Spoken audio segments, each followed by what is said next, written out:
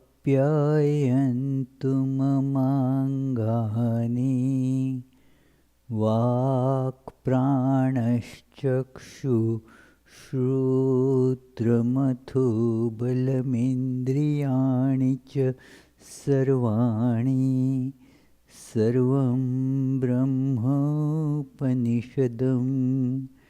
माहं ब्रह्म निराकुर्याम् मा ब्रह्म निराकरोत् अनिराकरणमस्तु अनिराकरणं मेस्तु तदात्मनिरतेय उपनिषत्सु धर्मास्ते मयि सन्तु ते मयि सन्तु। ॐ शान्ति शान्ति शान्तिः। Om. May all my limbs attain strength.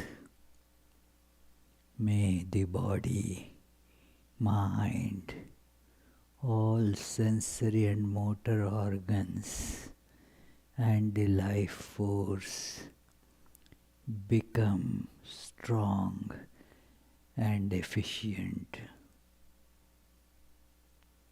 All is verily the one without second, ever blissful, all-embracing existence itself, the Brahman. Let me never deny this truth of blissful oneness. May this truth never reject me either. May all the virtues which are to be developed for experiencing this truth in life and which have been prescribed such by the scriptures be with me. Om, peace, peace, peace.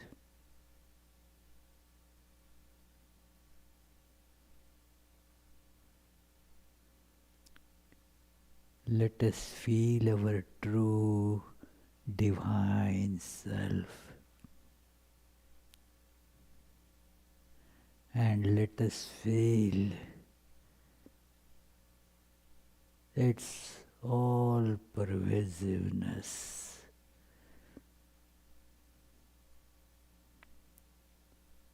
All are the different forms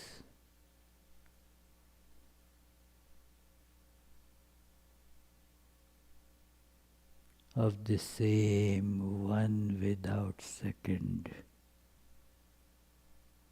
self.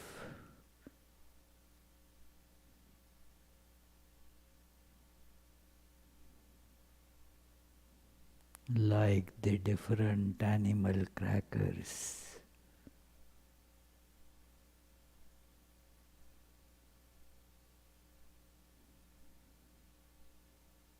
the difference is only in name and form.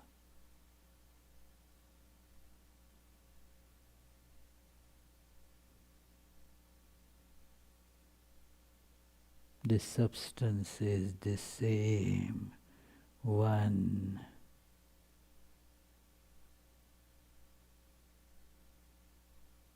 Let us feel that oneness, getting freed from the bondage of form and the name associated with it.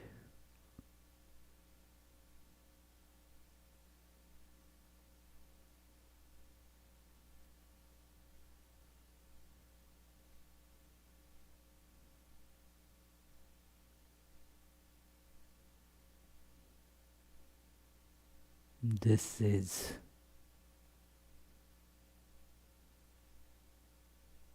a process of transcendence, feeling the same one reality which is unchanging in the midst of all continuously changing forms.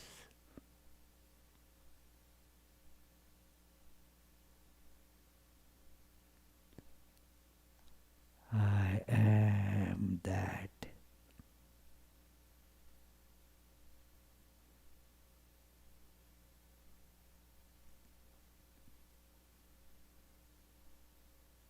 I am not limited by the body or mind. I have no name, no limitations, no birth or death, no coming or going.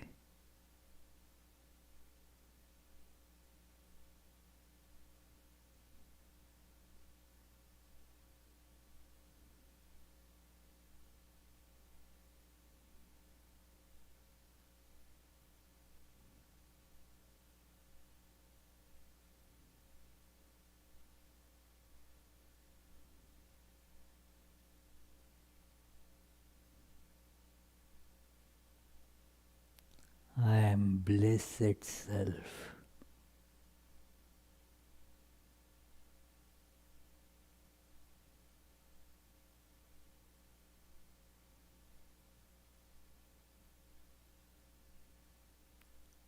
I am peace itself.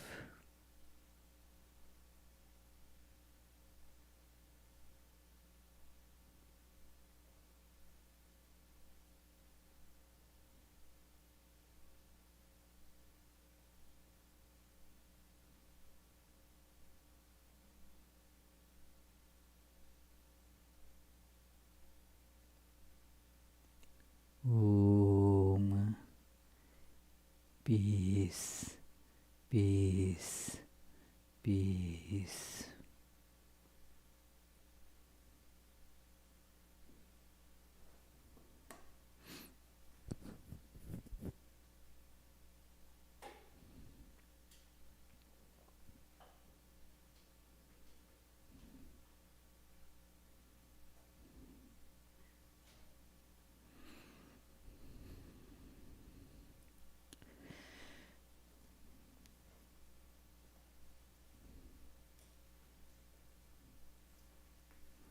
Dear friends, on this auspicious day of Good Friday, which teaches the great message of transcendence over body, this time period is from Good Friday to Easter is a very holy period of contemplating on our eternal true nature,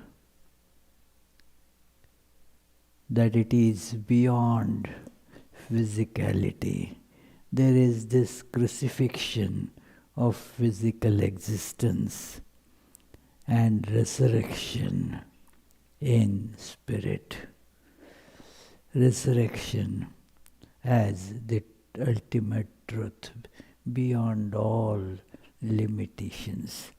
So this is a great message. We shall continue with our Bhagavatam class thinking of this, because that actually happens to be the topic today, the transcendence and realizing one's true nature. We are trying to, see it through the great dialogue, very famous in the studies of Vedanta. It is called Kapila and Devahuti discussion. Kapila is the son.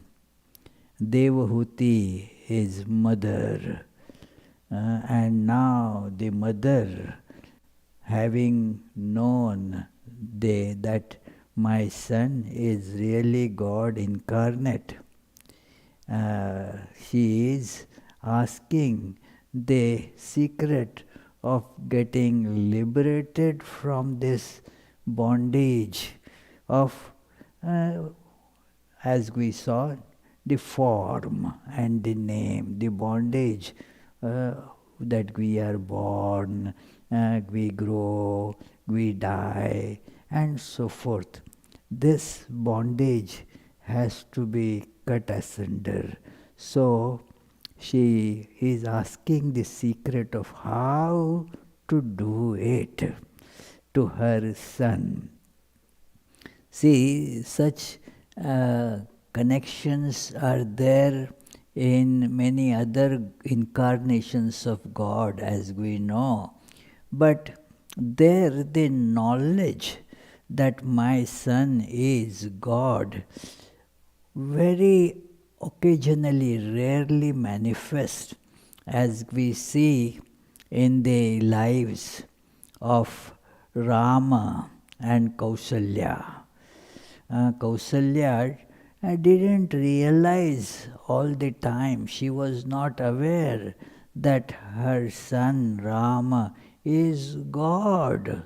Occasionally that awareness would spring up, but it would get covered, and therefore Kausalya did not ask her son Rama the way of liberation. We don't see that the child Rama is explaining to Kausalya, at least in Valmiki Ramayana, we don't see that kind of discussion. Same with Krishna, that Yashoda, his biological mother, Devaki, never had really that kind of contact with Krishna in his childhood. But Yashoda, she would always see her as my little child whom I have to take care, of whom I have to see that the child behaves well, grows well, is free from all these calamities and problems. So my child should be healthy, like the attachment for the mother to the child. Occasionally she would get the glimpse of it, but that was just occasional. Again it would get covered, and then that's how we don't have any spiritual discussion between little child Krishna and his mother Yashoda. But here, because the mother already had a very clear understanding, and the mother is all full of spiritual qualities. We have seen that how this Devahuti is having this son due to what?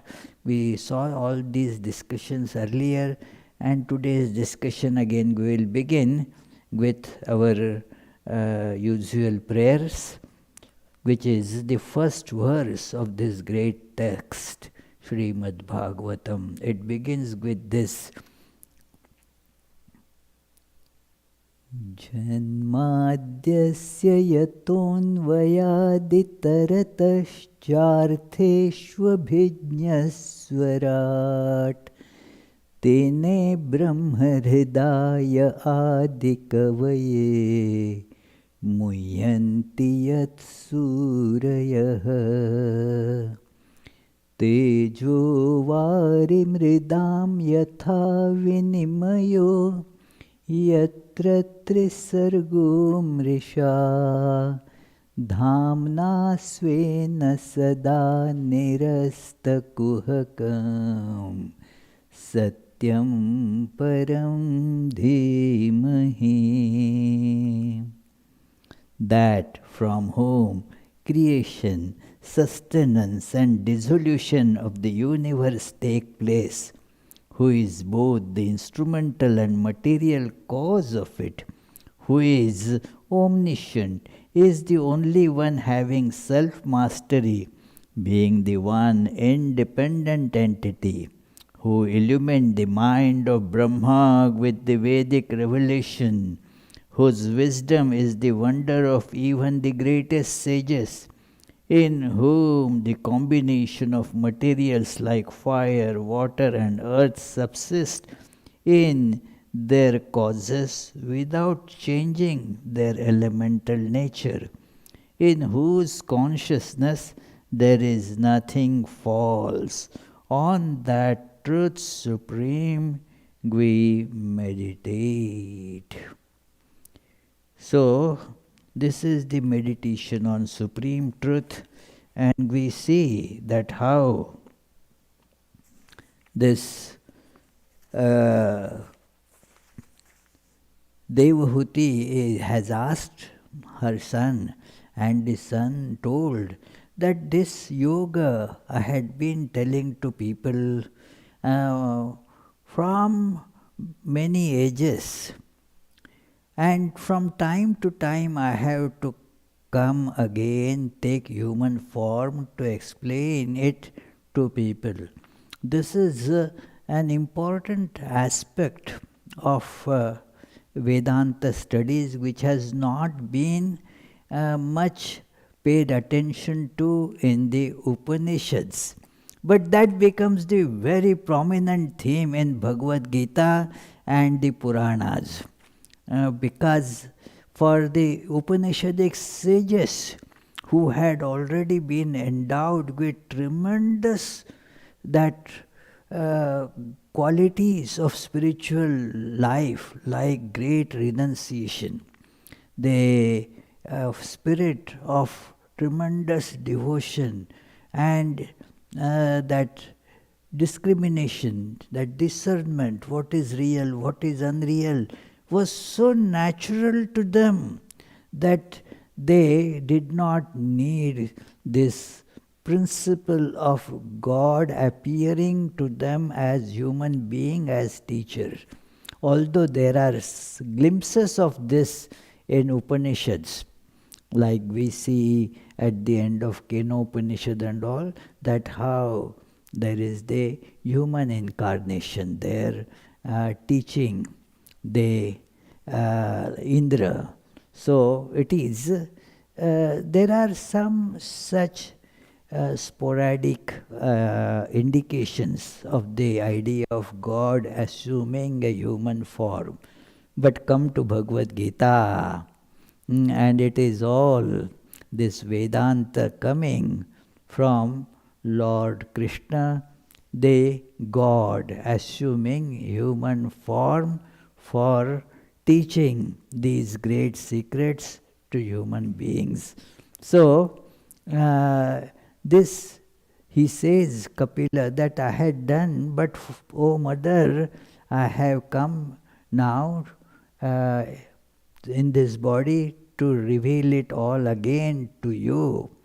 And then actually this mother becomes our representative. It is being told to Devahuti, the mother of Kapila, but not just to her. Through that the knowledge gets distributed to everybody. Like in the introduction to Bhagavad Gita, Acharya Shankar, the great commentator, he says, Arjunam nimitti kritya, that making Arjuna as they excuse, the pretext. This knowledge is actually given to everyone. So we see this knowledge getting distributed through now this discussion between Kapila and Devahuti, and as we had been seeing that this Bhagavatam is being told here. This is the part of the dialogue between Maitreya telling Vidura. And Maitreya and Vidura, they are discussing, and in that discussion is this story of Kapila and Devahuti. And again Maitreya and Vidura, that story is being narrated by Suta to Shaunak, as he heard from the discussion between King Parikshit and Shuka. So that is how by stages we get this story of Srimad Bhagavatam. So when the question was asked that what happens, how one comes to this, what are the signs of devotion? An important sign was described, that the preferences of life start changing. When some truth hits us, our preferences start changing.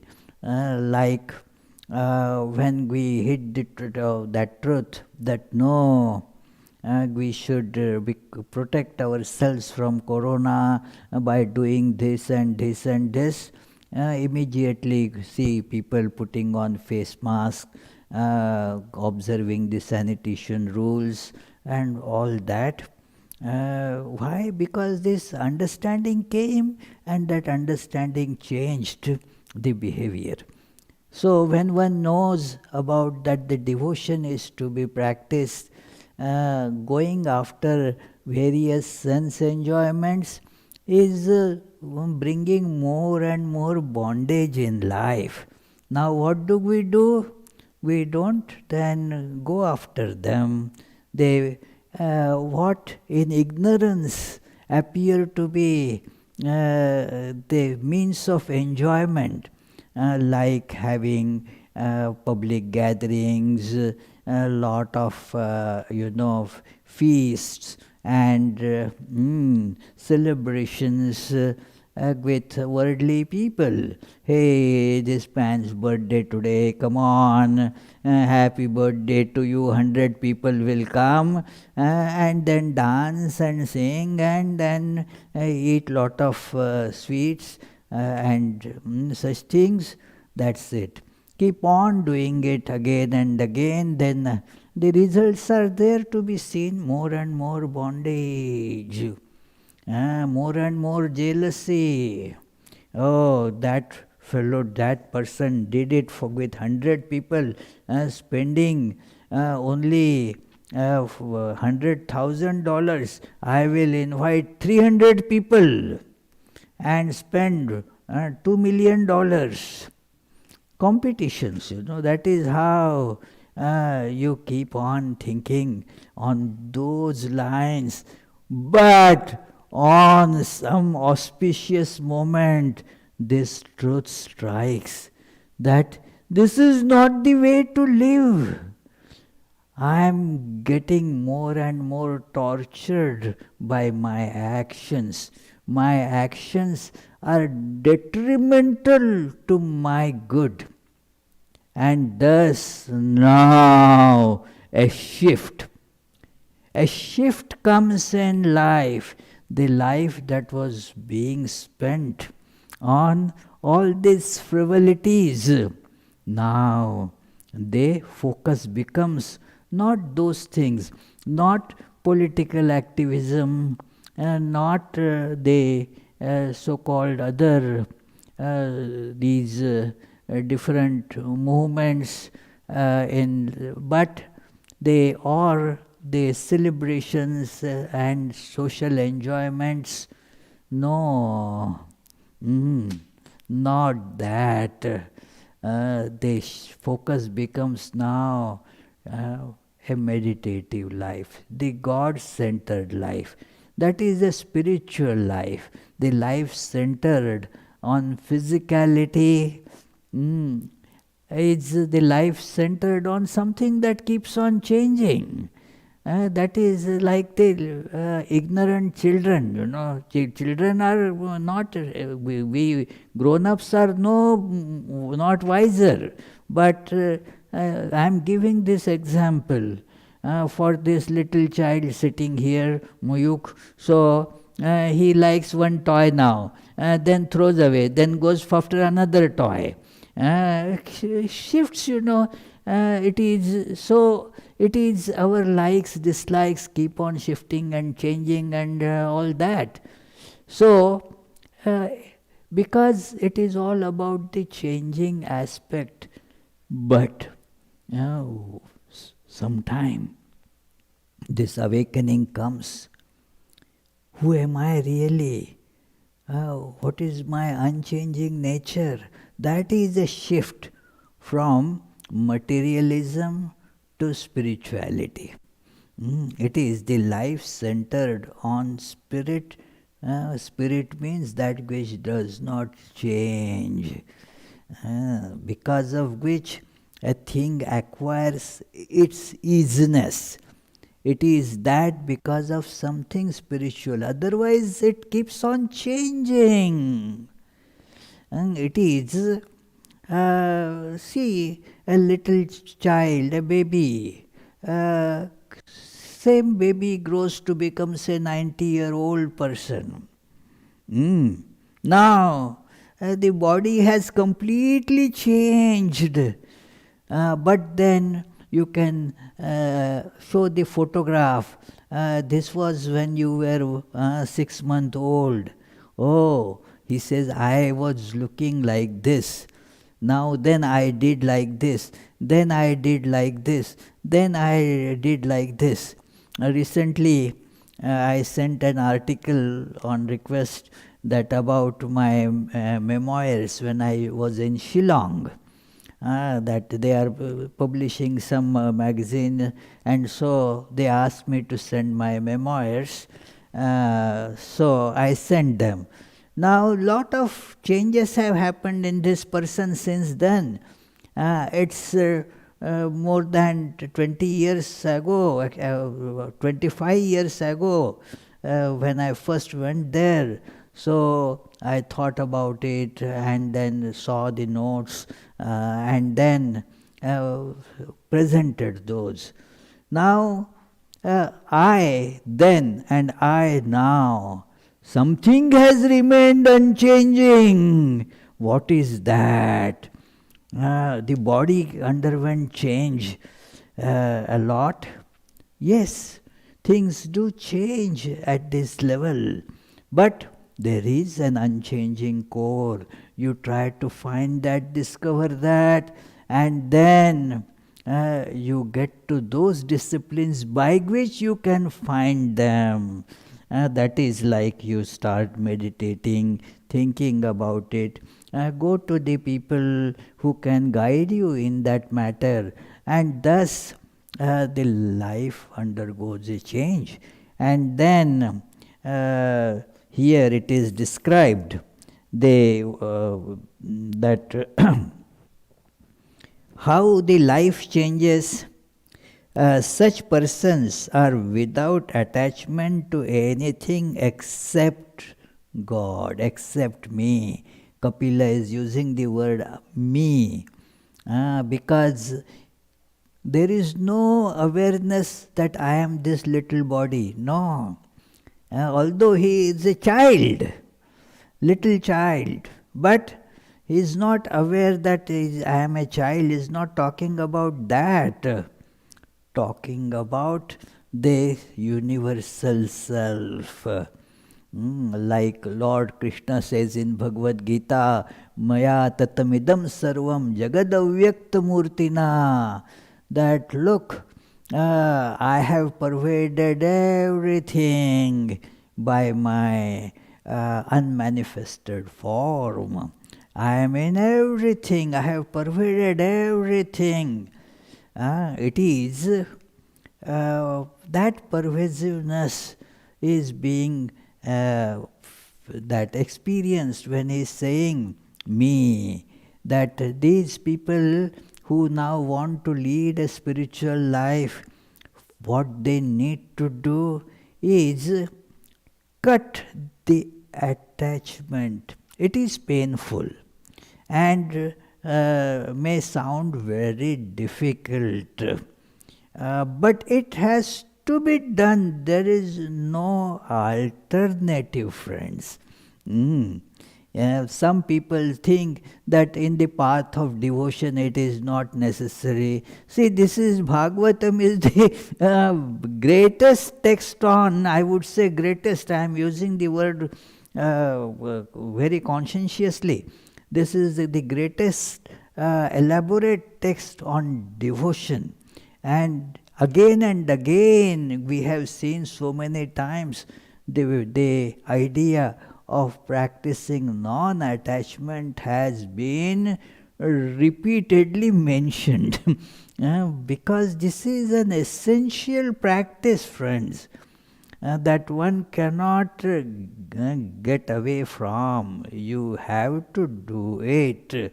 And it is like this, if you are tied by rope, we will have that slide soon, that it is, you have to open it up or cut that knot or something. It is, if you are loving your bondage, then there is no way of becoming free. So Kapil says here that such persons who are without attachment to anything except me are real sadhus. It is described because earlier we saw that he told that all our attachments to worldly things are to be turned towards attachment to holy people. That is the best way, very practical way. That instead of getting attached to the other people, worldly people like us, let us get connected to the holy people. And thus, what will happen? By association with them, their knowledge will start flowing in us. But now, what is a holy person? We have funny ideas about holy people. Has to have a long beard and a matted locks, and you have to go to some place on the top of some mountain or in forest somewhere to find a holy person. That is not the way to go about it. You have to see the internal characteristics of holiness, whether they are there or not. It is, there are in the forest, there are so many tribal communities that they dwell in forest all the time. There are people dwelling in the mountainous regions. They lead just ordinary life. Just because going to mountain to stay, one does not become holy. It is very easy to do that, friends. Let us not fall into that trap that going on to such a place will make me holy. No. That beautiful song of Mirabai is there, that Nit nahane se hari mile to jalajantu hui. If by taking dip in holy waters all the time, then you will become a holy person. Oh, there are a lot of fish and other aquatic creatures there. They would have become holy by now. That doesn't work. By some superficial practice, it doesn't work. How does it work? She says, Bina prem ke nahi mile nandalala. Without that love of heart being poured on God and God alone, you don't get the God. that you don't become holy. So the sign of being holy is that such persons who are without attachment to anything except me, it is, we shall see. Who is a holy person has no attachment except for God. It is desirable to seek their company, O noble lady, because they are veritable destroyers of all worldly attachments. Get into their company, and a magic starts happening. It's a magic that automatically your worldly attachments in their company, they tend to get destroyed, because you see in them, if one has eyes, one has to have developed those eyes to get associated with holy people.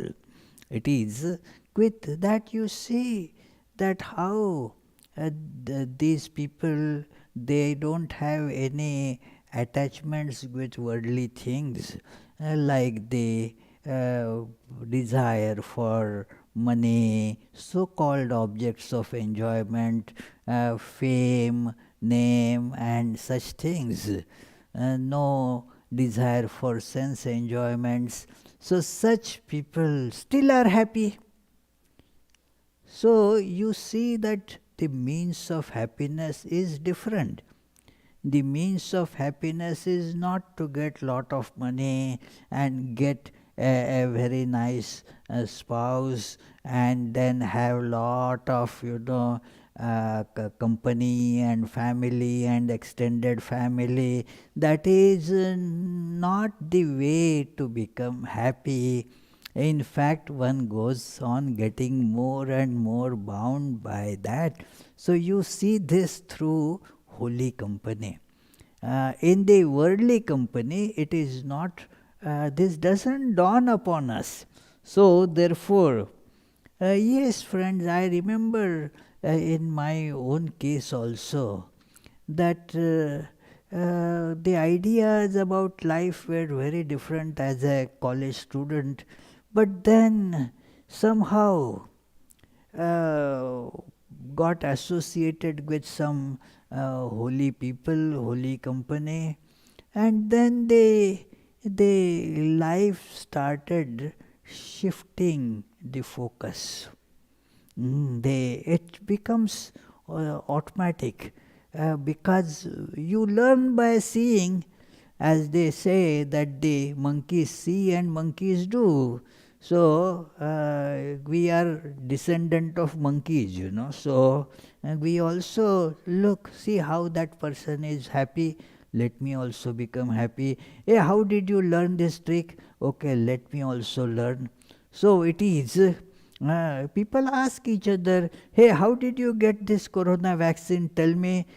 So I will also do. By we learn from each other. So we learn, hey, how did this fellow become happy in this world?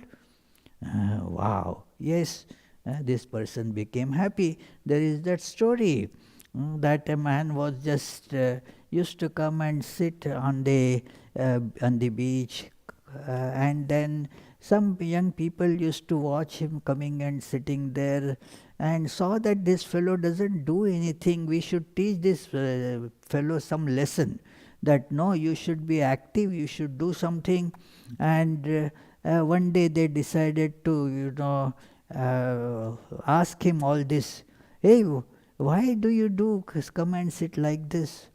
Well, what is wrong? No, you should do something. Why? If I do something, what will I get? You can earn money. Okay. What will happen if I earn money? Then you will have all the nice things. You can have a very beautiful house, all those amenities and all. Okay, if I get that, what will happen?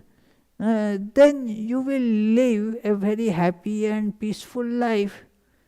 And he said, well, that's what I am doing now. That is what I am doing now. So this is how the reflection of a holy company, that holy person is doing something, these people must have thought, what is that? This has happened, this works without any particular procedure that can be defined. This happens spontaneously with various people in a variety of ways. It is not a fixed particular way that it will happen and not in other ways. It is, if you read the life of Swami Brahmananda, the disciple of Sri Ramakrishna, whom Sri Ramakrishna used to consider as his spiritual son. So, he had very unorthodox ways of transmitting the spiritual wisdom. That some people came to, that happened in Bhubaneswar. So, there some people were, some young people had come, and then in the hotel they were staying and came for some fun tourism and like that. So they asked, well, the hotel owner said, well, there is a very jolly man who stays there.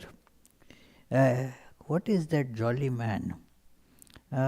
He is a monk. A monk? Now go and see him.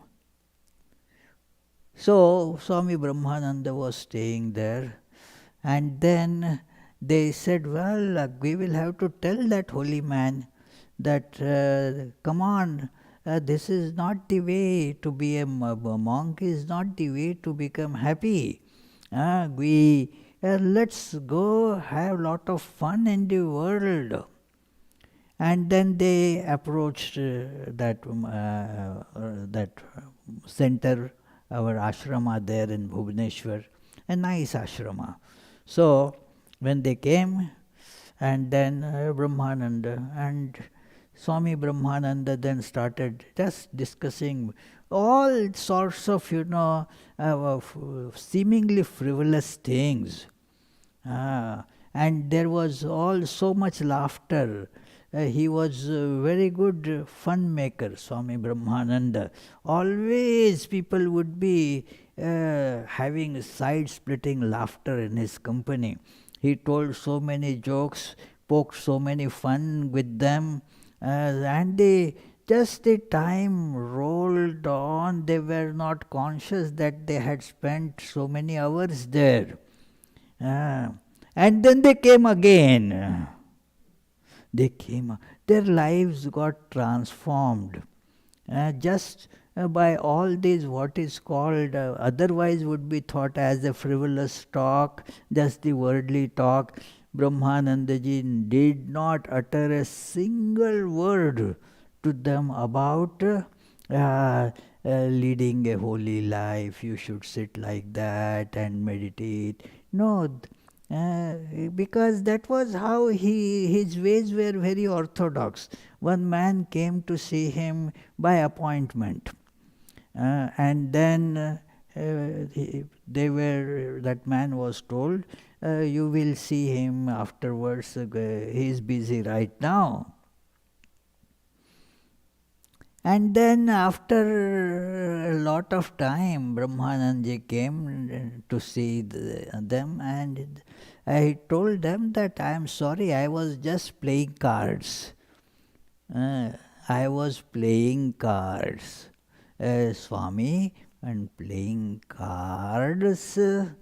But somehow that tremendous, unparalleled simplicity on the face of Swami Brahmananda just transformed that person.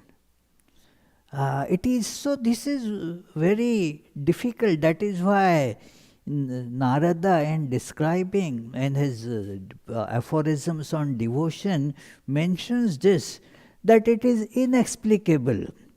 The holy company, how it affects somebody, how it transforms somebody, is inexplicable, agamya. He says that durlabha, it is not easy to get, because such people are firstly rare, secondly we are not seeking it either. So it becomes rare, therefore, on both counts. Durlabha agamyaha. You don't know how the transformation takes place. But amoghascha, it is infallible. That holy company, its effect is infallible. So, that is what is told here, that in the intimate company of such holy men, you will hear accounts of my glorious deeds. My means God as incarnates does lot of things. Each of them is an expression of the tremendous divine fervor. And so it is, you will learn about that. By drinking this ambrosia of my stories, you will soon develop, one after another, faith, that is Shraddha, in the path of devotion, delight in God, and keep love for Him, the bhakti. All this will develop in you. This is how the cultivation of it happens, that a seed is sown. Now when the seed is sown, you may not immediately see something. It is, you have to be patient. Gradually you can see a sprout coming up, then you can see a stem coming up, the roots have been caught. It is, what is it? You have been told, put it that there, and after 15 days, just see those some rows, saplings he had put, and he read that, shake that a little bit to see if they are taking roots or not. Slightly, after 15 days. Give it time, give it time. We become very impatient in spiritual life. Oh, yesterday I took initiation, and I am not still seeing God in everything. Oh well, it will take some time. Give it the proper enough time. It may take years, decades. If something very big tree to grow and get the fruits, it takes long time. It is said that a middle-aged man would plant a mango seed so that his grandchildren would get the fruits, you see. So it's like that. That it takes time. It takes so many years, and as it grows on you, it has to grow on you. So he says, then what happens? By the power of devotion, consisting in the constant remembrance of my excellences manifested through my creative and redemptive activities, man gets detachment. These actually, the Sanskrit words are so beautiful. Only a translation is giving, although it's a good translation, but still gives only a very partial flavor of the beauty of these Sanskrit words. So it happens like that, and then you can find all these great qualities in a person. In actual life, Look at the life. I have not found an example that is more intensely illustrative of these than Holy Mother Sri Sarada Devi. That all that is being described, you see that in a kind of rustic looking woman from outside, uneducated, but had manifest all these qualities to the highest intensity in modern times. That not I am not giving therefore an example of some ancient 25,000 years ago this happened. No, it is something that is we can relate to, that this is has no attachment except for God, although is seen so much embroiled with this working with all things in the world, working in kitchen, busy all the time, as if she is so attached, but she is not. There is was this very illustrative incident that somebody looking at Holy Mother said, "Well, you are also just like us." There are two incidents. One is a bit philosophical. One devotee said to her that you also seem to be all caught in Maya. And Holy Mother gave a very philosophically significant reply that, well, what can I do? I myself am Maya. I am myself this nations. I am that. And then at other time, when such a statement was made, you also are just like others, all an ordinary woman. She said, find another like me. Find another like me. You won't find another like her. So, is forbearing in all circumstances. This is a training, that we have to get. Otherwise, anything from just here to there, it is, and then we start complaining. It is all complaints are there. This is not done. That is not. It is so. I want this. Without that, I cannot do. It is like that. I was telling, and it comes out in intimate connections. I was telling one lady, your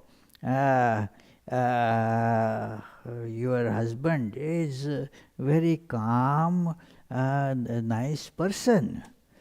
And she didn't want to buy that. She said, hey, in Bengali she said, ektu pan theke chun ghaslei holo. Just slide something happens and you see how terribly upset he gets. So, forbearance in all different situations. It is an important thing, how it is that overflowing with peace, that is a very full of fellow feeling for all, that love is for all. It is Holy Mother always was so full of love for all. No I and mine there, no attachment to anything. And so automatically the flow of love is there. Attachment prevents love. Many times people ask this question, that if there is no attachment, say if I have no attachment for my child, how can I love my child? Completely baseless statement, friends. Because of attachment, your love is getting hindered. Without attachment, the love will become more manifest. It is a very important thing. We feel that the attachment is making my love come out. No, it is attachment is the hindrance in it. When there is no attachment, love naturally flows. So it is, and then overflowing with peace. These are all the things mentioned here in Bhagavatam.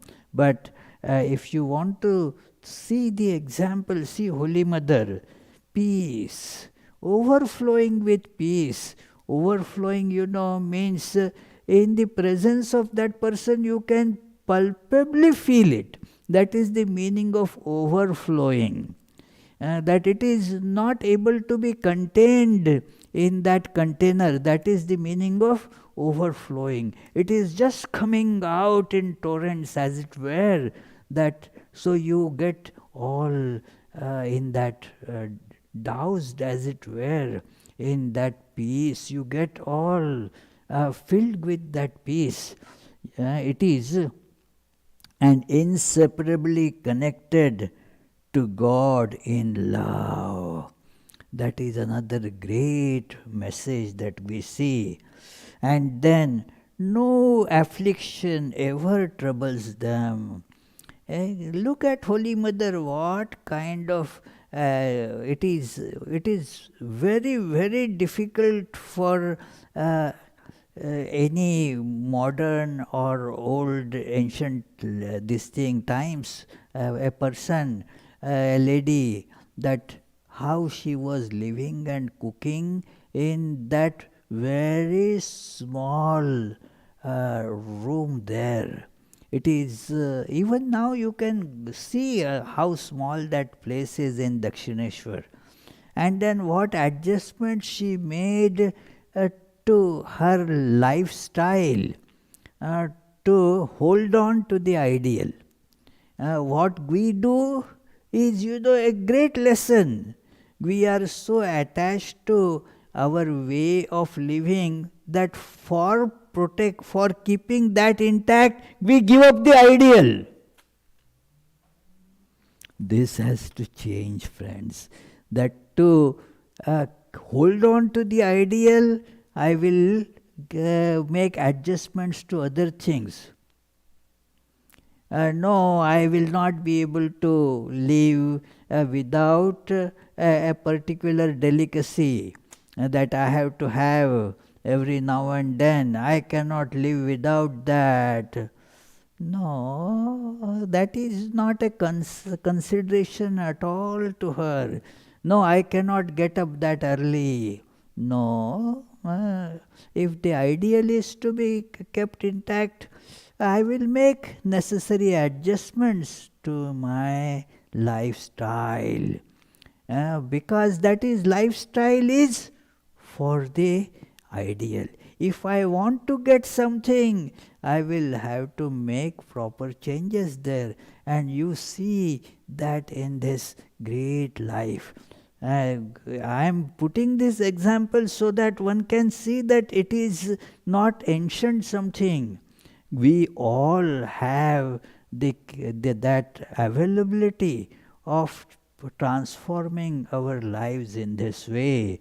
And then he says, by getting in touch with such a holy person and listening to stories of divine sport from him, one becomes free from all. That knot gets cut, that knot that ties us to body and through body to all worldly things.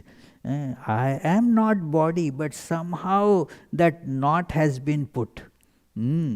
That knot has to be cut asunder. Imagine, like you drove, Beth came from a long distance in car. So she came. Now, if suppose she is tied to her car, then she cannot come out of it.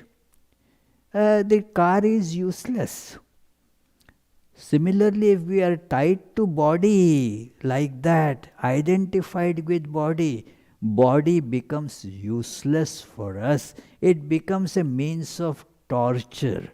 We must learn, therefore, to use the body by knowing that I am not body. If I am body, then it is very difficult, you see. It is, you tell that, yes, he will say, my name is Rupak. He will not say, my name is Toyota, just because he has a Toyota car. It is, yeah, I use the car, I get into it, and come out of it. So the same type of connection should be with this body. I use it when I need, I get into it. Otherwise, it is kept. I am not body. So this knot has to be cut. This bondage, no mercy should be shown to this bondage, friends. No, this is a rope, but cutting, I will just paint it. I will just put some gold casing to it. It will become more and more bondage. So, therefore, no, it has to be cut. And how the life becomes then? Free from all worldly attachments. You will really become free. Otherwise, there is no freedom, friends. Then gets engaged in bhakti practices. All the practices of bhakti will become to you. It is all these are the natural outcomes when this knot is cut. Remains aloof from sense enjoyments and loves God as the indwelling spirit in all. So we shall discuss these ideas more in our next Friday class. So we will conclude with the closing chant, and then if you have any questions, please feel free to ask. This we will take up, we don't have time for the Devhuti's next question. Nigamakkalpatarurgalitam phalam शुकमुखादमृतद्रवसंयुतं पिबत भागवतं रसमालयं मुहुर्मुहुः रसिका भुवि भावुकाः. O devotees, quaff to intoxication this nectar of the fruit of the tree of Vedas, flowing from the mouth of the great sage Shuka and mixed with the ambrosia from his words. Any questions? Okay, anybody has any question here? Very good, we shall go to the closing chant.